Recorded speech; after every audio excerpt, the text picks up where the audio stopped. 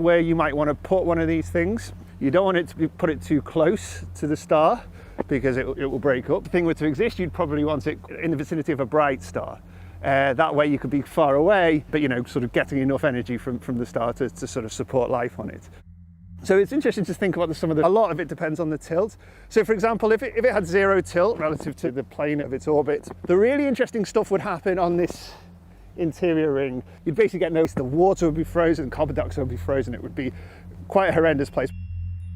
Fall inwards, into the object. The gravity would always point into the object. There's no lateral flow. What you would find is that this region would be a bit flatter than in this case. The strongest here, still less than Earth's gravity, but the weakest gravitational. If you're living in here, you'd be sucked into the middle. So certainly if you were far away. People living on the inside of the ring aren't being sucked up into space. No, the main force would be that way, but they would have competing effects pulling them that way, which is why the gravity feels weak.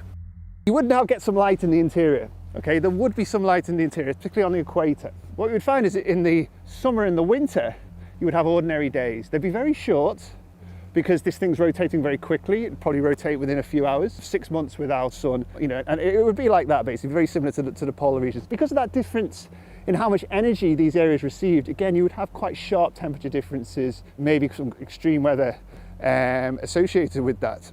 There's also some quite interesting plate texture. The overall shape is still a bit donut-like, but it's like an interior region, which is there as well, like the jam, essentially, which is connected. It's actually got a name.